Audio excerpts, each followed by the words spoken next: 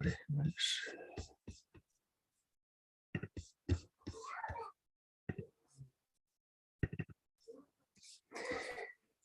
Jnanatimirandhasya Jnananjanasalakaya Chakshurunmilitam Yena Tasmai Shri Gurave Namaha. Shri Chaitanya Manobhishtam Sthapitam Yena Bhutale Swayam Rupa Kadamahyam Dadati Swapadantikam Vandeham Shri Guru Shri Yuta Padakamalam Shri Gurun Vaishnavansha Shri Rupam Sagarjatam Sahagana Raghunatham Vitam Tam Sajivam Sadvaitam Savadutam Parjana Saitam Krishna Chaitanya Devam Shri Radha Krishna Padan Sahagana Lalita Shri Vishakhan Vitansha Namo Vishnu Padaya Krishna Prasthaya Bhutale Srimate Bhaktivedanta Swami Niti Namine Namaste Saraswati Deve Gauravani Pracharine Nirvishesha Shunyavadi Paschatya Desatarini He Krishna Karuna Sindhu Dinabandhu Jagatpate Gopesha Gopika Kanta Radha Kanta Namastute Tapta Kanchana Gaurangi Radhe Vrindavaneshwari Vrishabhanu Sute Devi Pranamami Hari Priye Vansha Kalpatarubhyascha Kripa Sindhubhya eva cha Patitanam Pavanebhyo Vaishnavebhyo Namo Namaha. Jai Shri Krishna Chaitanya Prabhu Nityananda Shri Advaita Gadadhara Shri Vashadi Gaura Bhakta Vrinda Hare Krishna Krishna Krishna Hare Hare Hare Rama Rama Rama Hare Hare. Hare Krishna. Hare Krishna. Just 1 second. Maybe it's on your phone.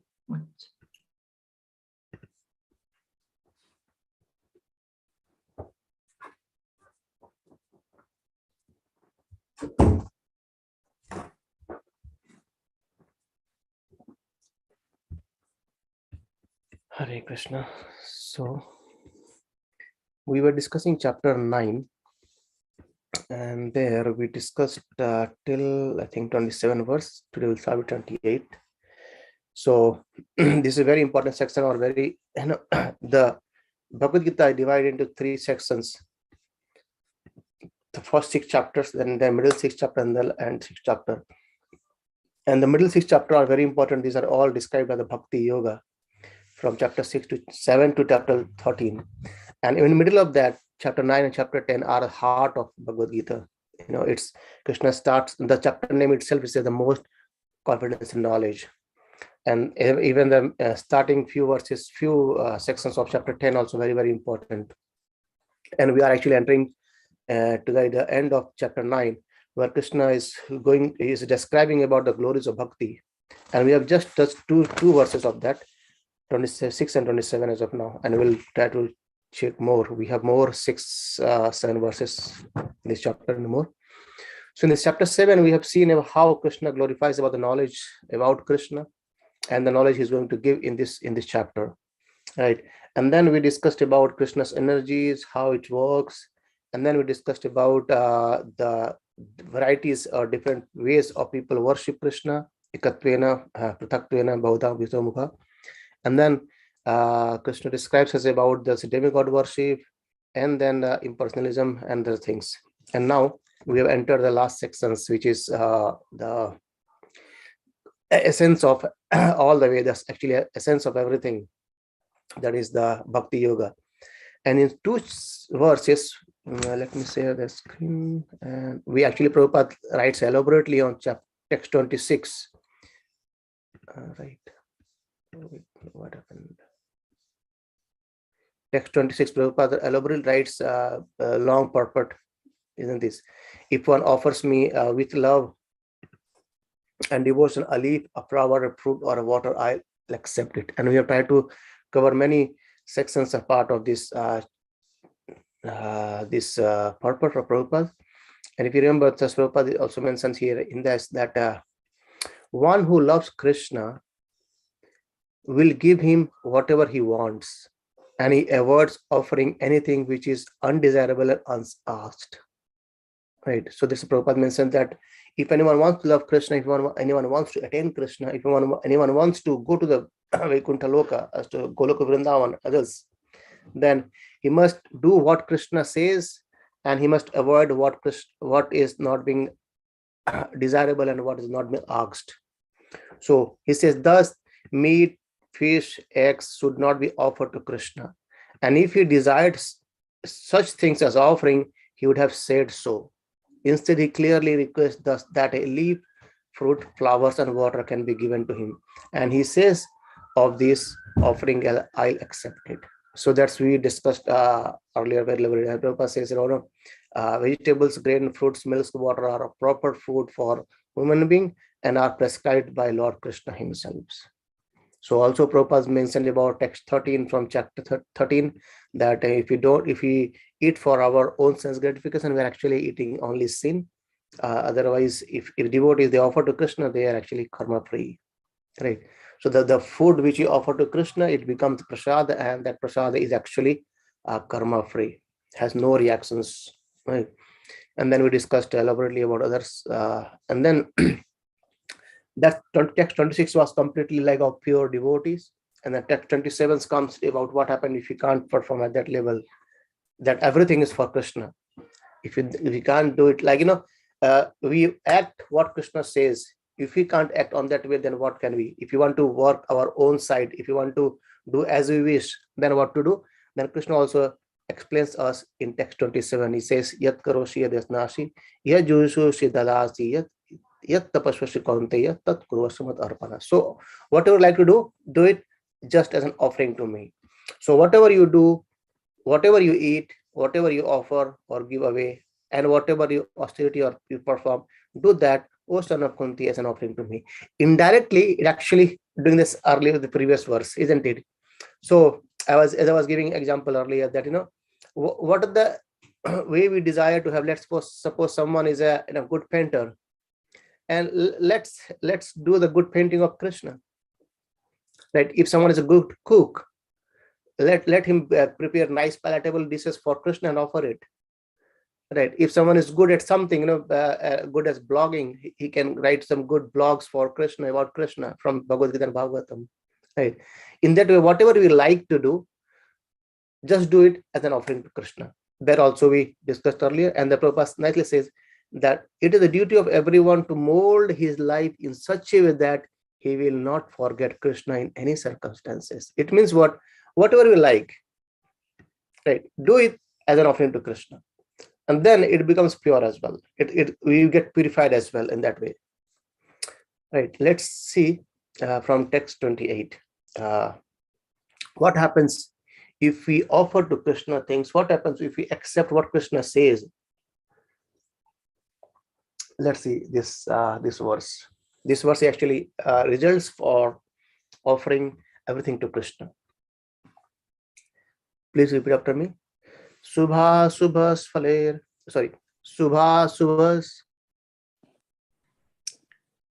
Subha subha Phaler. phaler Evam. evam Mokshase. mokshase Karma. karma Vandhanehi. bandhane Sannyasa. sannyasa Yoga. yoga Yuktatma. yuktatma Vimukto. vimukto Mam.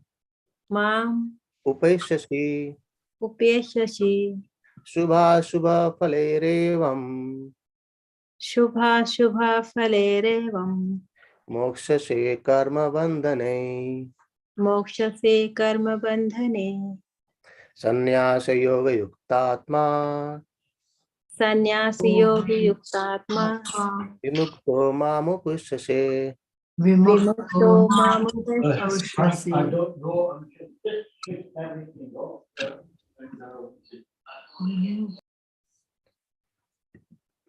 Vimukto mamupusase. So Krishna says that in this way you will be free from bondage to work and its auspicious and inauspicious results. With your mind fixed on me in this principle of renunciation, you will be liberated and come to me. So what happens when Krishna says, Yat karoshi yad nashi? So whatever you like, whatever you eat, whatever you do as sacrifice, just do it as an offering to me. If we do in that in that mentality, if we do that in that way, what happens? We will be free from bondage of work and its auspicious and inauspicious results. So every action what we do has actually two results, either auspicious or inauspicious, either good or bad, isn't it? It has actions, it has whatever actions we do, it has reactions.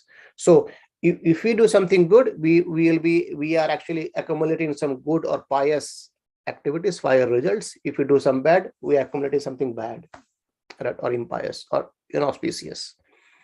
So to enjoy this auspiciousness or to to suffer inauspiciousness, we have to be again in this material world, right? As Krishna already explained earlier, if we have a lot of pious activities, we may go to heavenly kingdom and enjoy there, and when it's going to finish, we come back down again. So but when we offer our things, when we offer our everything and our food and to our activities and all the things, then what happens? We become free from bondage. So free from the bondage, and there is no reactions of that. It's karma free, right? And in that case, what happens? With your mind fixed on me in this principle of renunciation. So renunciation is not basically about stock. It's not about sannyasa, taking okay, I give up everything, right? It's not about giving up everything. It's about the consciousness of renunciation, right? The consciousness by which actually we perform activities and then we offer it to Krishna. So Krishna already explains earlier in chapter 4 and 3 as well, that no one in this world can live without maintaining this body. So to maintain this body, we have to work something. Even to maintain this body, we have to chew, we have to eat something, right? We can't be alive by that. So the point is that renunciation is about consciousness, the way we act in the mode of renunciation. It means what? We perform activities, but all the offering is again to Krishna, right? And in that way, what will happen? We'll liberate it, and then very importantly, we'll come to me. The Krishna says we'll come to me. So we'll go back to Krishna, we'll attain Krishna, right? So purpose, let's see the purpose. So one who acts in Krishna consciousness under superior direction is called yukta. The technical term is yukta vairagya. Vairagya is basically vairagya is renunciation, and yukta is in a proper direction. And there's also vairagya in a different way. That's called as falgu vairagya, right? Which is basically not good, right? So yukta is under direction, and falgu is in speculation. So this is further explained by Rupa Goswami in Bhakti Rasamrita Sindhu. He says, Anasakta Vishayan Yatharanam Upanjitaha Nirbandha Krishna Sambandhe Yuktam Vairagya Uchyate. So Nirbandha Krishna Sambandhe Yuktam Vairagya Uchyate. Right. So Rupa Goswami says that as long as we are in this material world, we have to act, isn't it? So it's fact. No one can deny in this. So anyway, we have to act. So what can we do? So we cannot cease acting. We cannot cease acting. We have to act. So therefore, if actions are performed and fruits are given to Krishna, then this is called Yukta Vairagya. Right. So we earn with a very hard working, and then why to waste this earning hard work, earning money, and by just going into pub and using these things in a different way. So why not to use that money in service of Krishna, right? So actually, situated in renunciation, such activities clear the mirror of the mind, and as the actor gradually makes progress in spiritual realization, it becomes completely surrendered to the Supreme Personality of Godhead. So when we perform activities for the pleasure of Krishna, we get purified, and as gradually we get purified, we can actually at the end we can attain Krishna, right? Otherwise it becomes very, very difficult, right? And Prabhupada talks about the 5 different stages of liberation. The one is Brahmajyoti, but that's not appreciated by the devotees, merging into Brahman or as we discussed earlier about Ekatvena, worshipping Krishna as in oneness, or we can become Krishna or we can become God one per time. That's not recommendable by even acharyas, even by Krishna himself, right? So let's see the next things, text 29. So that's basically it's when we offer things to Krishna, we are free from the bondage, we attain Krishna, and then basically we get detached from the matter. So there are two things. It's not only about detachment from matter, it's actually about attachment to the spirit. If we get detached from something, we have to attach in something. Without that, it won't work, right? So we detach from matter and attach ourselves towards spiritual practices, towards the spirit, towards the super soul, towards the Krishna, right? Okay, so let's see the next verse. Yes, this is a very nice verse actually. So where Krishna says he is a friend of everyone, right? There is no enemy. And even people say things about that people may be envious toward Krishna, but Krishna is never envious towards anyone. And if you remember from the very first verse, Krishna says that people who are envious to Krishna, they won't be able to understand Krishna, right? So we need to be non-envious. Samo ham sarva bhuteshu name dvesho sti na priyah ye bhajanti tu mam bhaktya mai te teshu chapya aham sarvoham sarvabhuteshu samoham sarvabhuteshu name dvesho asti na priyah ye bhajanti tu mam bhaktya mai te teshu chapyaham. So Krishna is saying very clearly that samoham sarvabhutesu. So sarvabhutesu, it's not saying that I am just for Indian or for American or for for devotees or kshatriyas. No, he's saying I am samo is equivalent or equal to everyone. Sarvabhutesu. And name dvesha, there is no one is envious. Or neither anyone is priya, not anyone is more dear to me. But there is a star mark condition is there. Let's try to say it. So Krishna says that I envy no one, nor I am partial to anyone. I am equal to all. But whoever renders service unto me in devotion is a friend, is in me, and I am also a friend to him. So that's a bit is basically let's see it. Let's try to understand it. How Krishna is equal to everyone. At the same time, he's a bit partial towards his devotees. And how it happens, we can understand very nicely. Very many examples. Let's, for example, when the teacher teaches in the class, right? He gives everything, all the information to the students, all students, anyone who gets highest marks as well as anyone who gets failed. Everyone is being taught equally by the teacher. However, there are some students who are very more inquisitive, and they actually go to the teacher after the class and they clear their doubts from the teachers. So in that way, the teachers become more affectionate to the student because yes, he's actually trying to understand the things and he's trying to clear my doubts and whatever it is, isn't it? So the teacher, though he's teaching equally to everyone, but still he becomes more favorable towards those who inquire more from him in a positive or submissive way, isn't it? In the similar way, Krishna is equal to everyone. However, the devotees, they get closer toward Krishna, so Krishna becomes more closer toward them. That's the only thing, nothing else. So that's how Krishna is very much equal to everyone. He is not envious of anyone. we are envious of Krishna, so we are getting apart. Krishna is always residing. Even if he becomes so much envious, still Krishna is the one who is the most dearest friend residing with us. That he is the one who is the most closest person to us is Krishna. No one else can be the more closer to us. Right. So let's see what Prabhupada explained. So again, it's like, let's for example, the rain. When rain falls, it doesn't say, okay, there is a water, the ocean, it already got water, but why? What the point of putting water in that?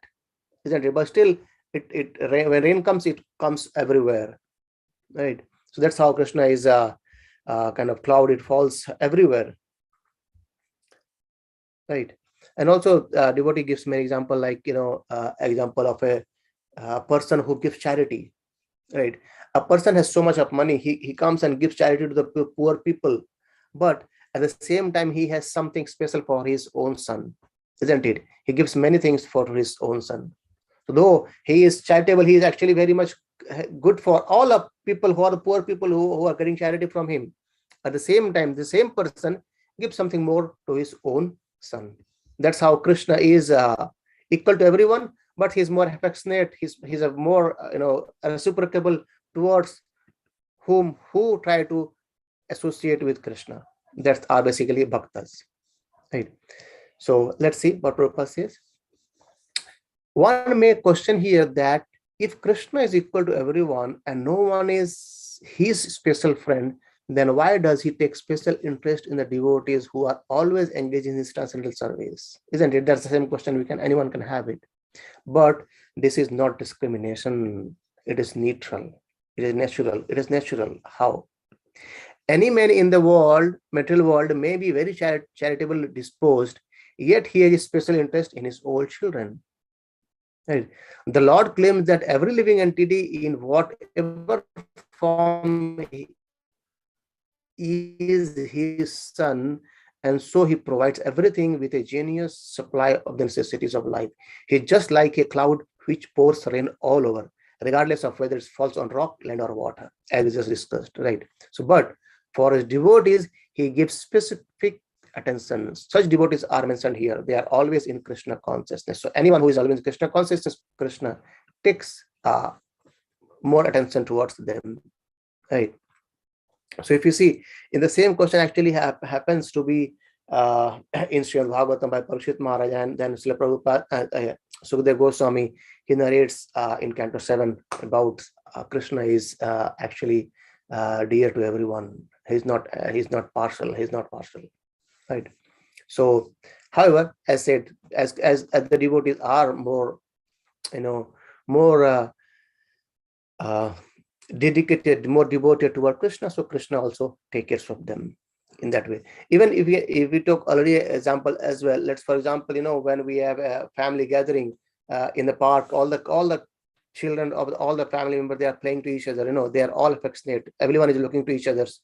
However, as soon as someone gets hurt, the parents or the child actually he approaches toward his parents, and he is in the lap of his mother or father, he becomes more peaceful than anyone else, isn't it? So that's how, though everyone is looking after all the children in the same way, but the parents have bit more affections towards them, right? In a similar way, Krishna is the same as well. He is a person, so whom we love Krishna, and Krishna is going to love us as well. So the very phrase Krishna consciousness suggests that those who are in such consciousness are living transcendentally situated in him. The Lord says here distinctly, Maite, they are in me. So naturally, as a result, the Lord is also in them. Anyway, if you see in another way around, Krishna is there in every living entity, even every atom, still there, isn't it? However, those who are thinking of Krishna all the time, Krishna is also in him. If you remember the verse why Narada Muni says, to Narada Muni, Lord Krishna says that Naham tisthami vaikunte na hriday yogi shova yatra gayanti mad bhakta tatta tisthami Narada. So now Narada Muni is asked Krishna, oh Krishna, where are you? Are you in Vaikuntha? Or yes? Krishna says, no, I'm not in Vaikuntha. So are you in the yogis who actually meditate on you? Krishna says, not, nor I am not there as well. Then where are you? Krishna says, where my devotees sing my glories, I am present there. Right. So it's just nice way that if we do kirtan at home, if we chant holy name at home, Krishna is present there. Right. That's the words of Krishna. Krishna is anyway he's present, but we can actually see the presence of Krishna in that way. So, and also there is a Prabhupada makes another point, like how Krishna is reciprocal. He says, Ye thamam prapadante tam tateva bhajameham. As the way we worship bhajameham, as the way we worship Krishna, as the way we interact with Krishna, he reciprocates us in that way. So whoever surrenders unto me, proportionately I take care of them. Right. That's the way of partiality. But at the same time, Krishna doesn't say that I am partial to anyone. If you see in the Ramayana, when Krishna was Lord Rama was actually preparing for the war, a fight against Ravana, then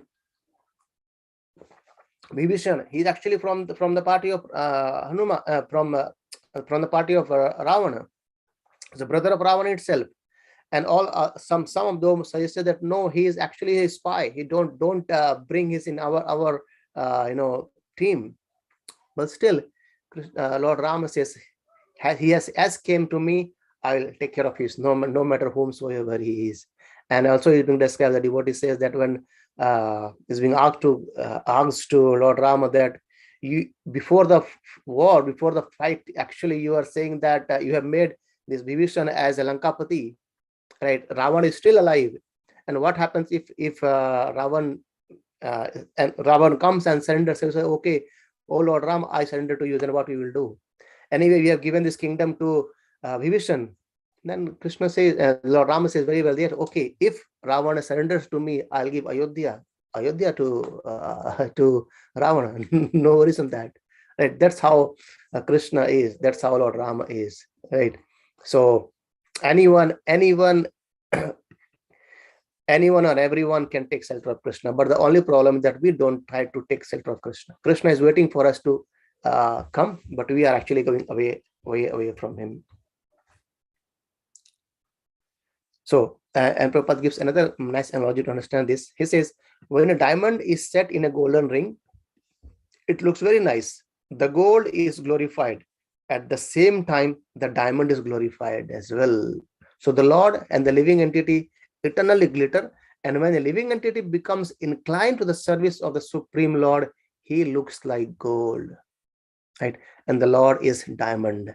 And so this combination is very nice. So basically, combination of the gold and the diamond, the ring becomes very much opulent, right? In the similar way, the interaction within the living entity and Supreme Lord, it becomes a very, very nice combination. Hence, the living entity in his pure state are called the devotees, right?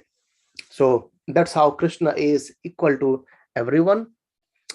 He reciprocate as the way we surrender towards Krishna, right? Prabhupada also quotes another example. He says the example is often given that the Lord is like a desire tree, and whatever one wants from the desire tree, the Lord supplies. Even if you see in another sense, this line can be understood that even whatever we have, these are actually all given by Krishna only, right? Even Prabhupada already mentions, and we have discussed that there is no factory in this world who can manufacture the grains, fruits, right?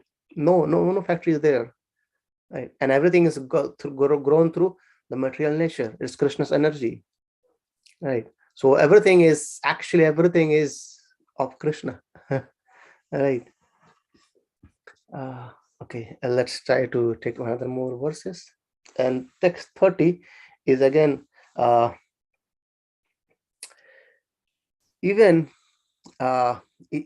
some text 30 and 31. It says even someone is makes mistakes, then also Krishna actually he excuses and it purifies. So making mistakes is another thing.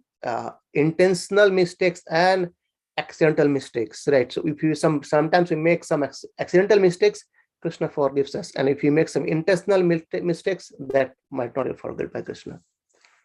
Let's try to cover this one as well. Please repeat after me. Api Api chet chet shuduracharo suduracharo bhajate bhajate mam mam ananya bhak ananya sadhur sadhu eva reva cha sa mantavya mantavya samyag samyak vyavostito vyavastito isah hisaha api chet suduracharo api chet suduracharo bhajate mam ananya bhak bhajate mam ananya sadhur eva samantavya sadhu eva samantavya samyag vyavastito hi saha. samyak vyavastito So this is again in continuous to our previous discussion that how Krishna is favorable to the devotees, right?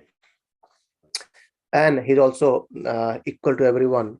He says even if one commits most amenable actions, if he is engaged in devotional service, he is to be considered saintly person because he is properly situated in his determination. So one thing to understand from here is he says, sadhur eva himantabhyo, the consciousness actually is in that sense, right? They as I was saying earlier, incidentally or accidentally, mistakes are actually being forgiven by Krishna. But if you do some mistakes intentionally, then it's not good, right? So the word sudurachara used in this verse is very significant, and we should understand it properly. So when a living entity is conditioned, he has two kinds of activities. One is conditional and other is constitutional. So as for protecting the body or abiding by the rules of society and state, certainly there are different activities, and even for the devotees in connection with the conditional life, and such activities are called conditional. So we have some other, our duties, our job and everything, these are because we are in relation with this in this conditional life. So beside this, the living entity who is fully conscious of his spiritual nature and is engaged in Krishna consciousness or devotional service of the Lord has activities which are called transcendental. So activities what we perform for our devotional service, like chanting holy name, doing arti, singing bhajana, chanting the holy, reading shastras, these are all transcendental, right? And all other things we perform, these are all conditions because we are conditioned soul, right? However, the problem is that the thing is that in the conditioned states, sometimes devotional service and the conditional service in relation to the body will parallel to one another, but then again, sometimes these activities become opposed to one another. So as far as possible, a devotee is very cautious so that he does not do anything that could disrupt his wholesome condition, right? So the point is, we definitely, we are in conditioned state, and Maya is very, very strong. So we might commit mistakes, but that's accidental or not intentional, right?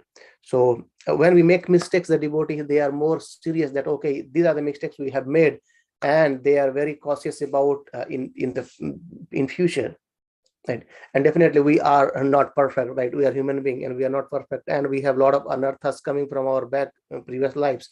But Krishna, he actually surpasses everything. He says about the endeavor we make towards approaching him. And it's being described very nicely that Lord Jagannath had big eyes, right? Big eyes, isn't it? He had no eyelids, and that through that big eyes, what that mean is, even a devotee does something for Krishna, for Jagannath, he actually glorifies in a very analogy. Wow, he's doing so much devotional service for me. At the same time, he ignores if we do something mischief, right? It doesn't mean that we should be doing this thing intentionally. That's, I say that as accidentally it happens, then Krishna is actually forgives us, and he always gives us a chance to rectify our things, right? That's Prabhupada. That's why he says that such a temporary fall down does not disqualify him, right? So that is as says, we are always, we are conditioned souls. So we are tend to make mistakes, but even though by making mistakes, we continue to perform bhaktis toward Krishna. So Krishna is saying this person is sadhu, because still he is getting up and trying to progress in the path of devotional service, right? So, and as said, Prabhupada writes the nice purpose, so we should try to read those purposes as well. However, also Prabhupada makes that no one should deride a devotee from some accidental fall down from the idle path. For, as explained in the next verse, such occasional fall downs will be stopped in due course time. Right. So as soon as a devotee is completely situated in Krishna consciousness, is a gradual purification happens, because we are not completely purified yet. We are on the path of purification. So in the path of purification, we might, there are some instances happen, we may make mistakes, right? But still, if someone has completely fixed determination towards in the path of Krishna consciousness, Krishna forgives them as well, right? So that was the verse of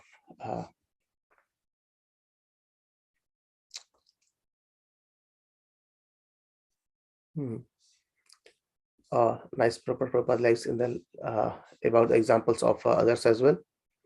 So it again from Narsimha Purana, it says the meaning is that even if one fully engaged in devotional service of the Lord, sometimes found engaged in abnormal activities, these activities should be considered to be like spots that resemble the mark of a rabbit on the moon. So such spots do not become an impediment to the diffusion of moonlight, right?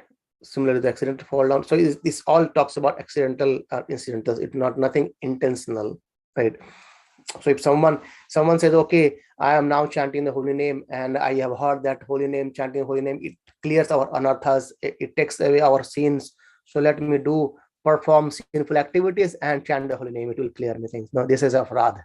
This is not the right understanding of chanting the holy name. This is not the right understanding of associating with the Krishna.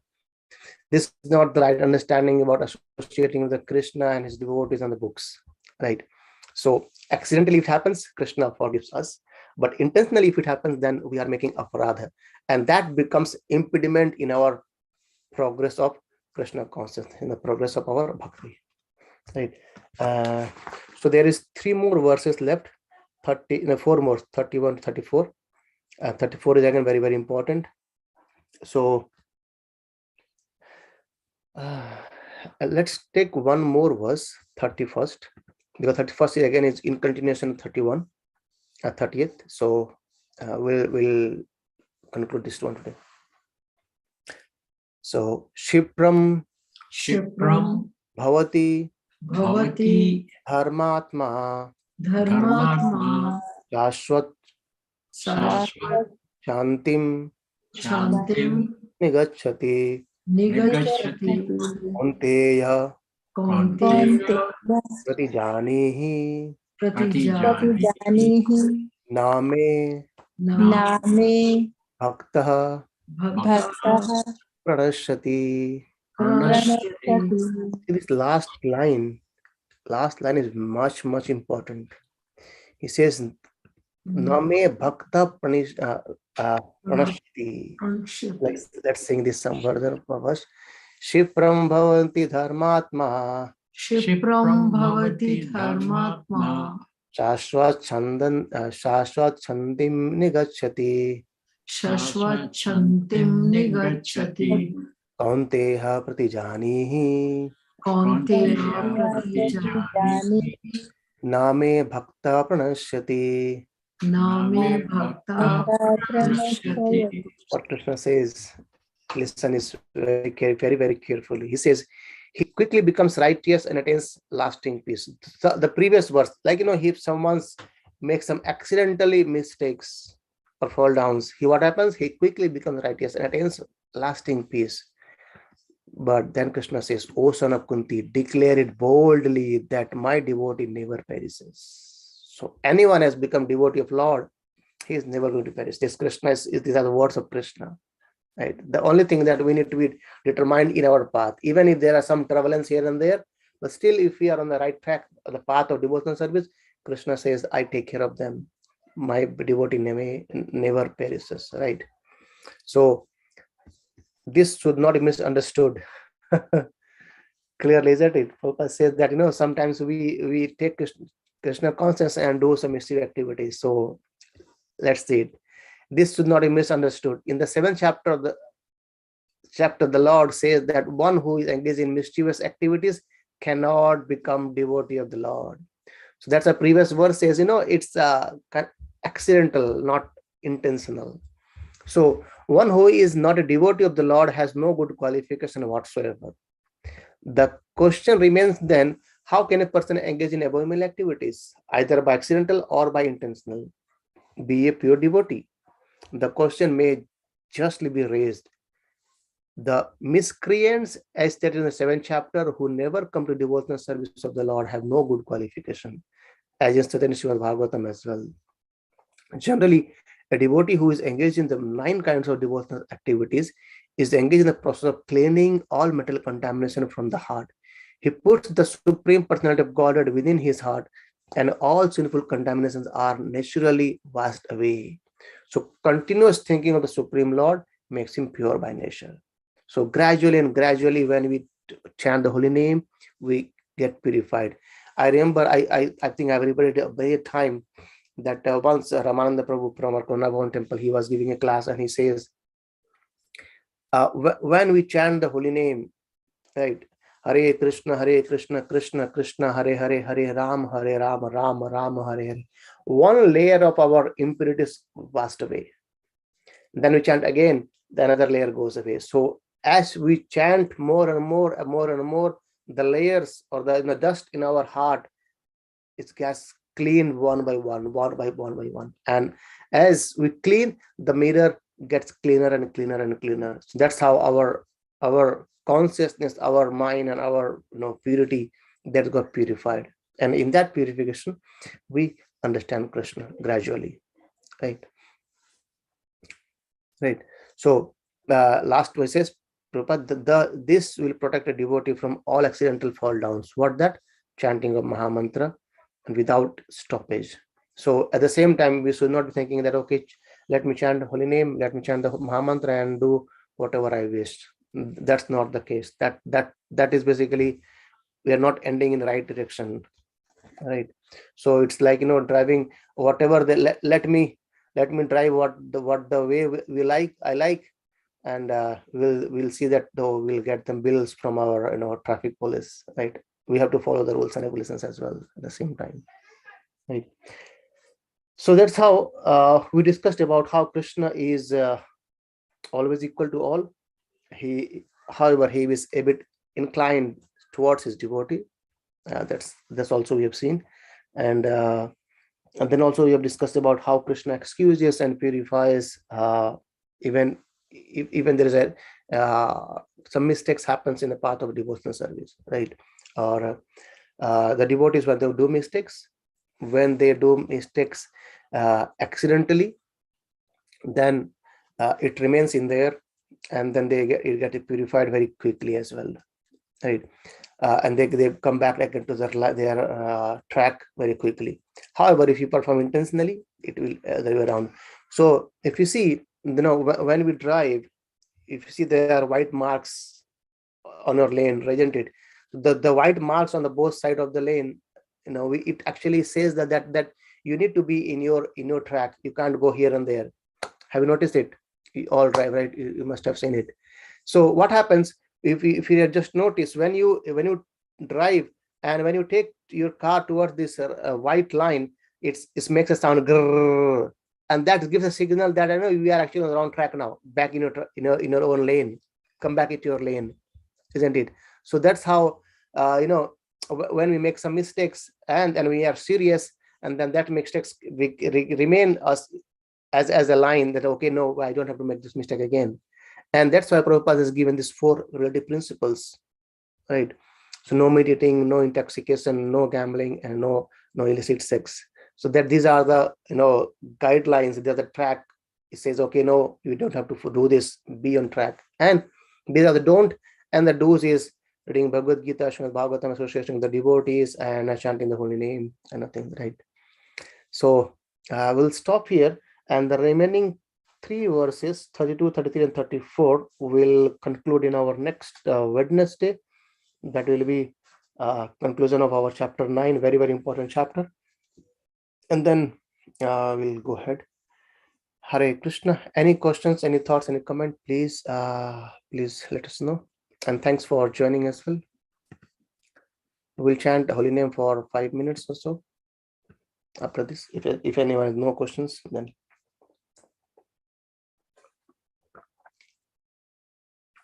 okay. So Srila Prabhupada ki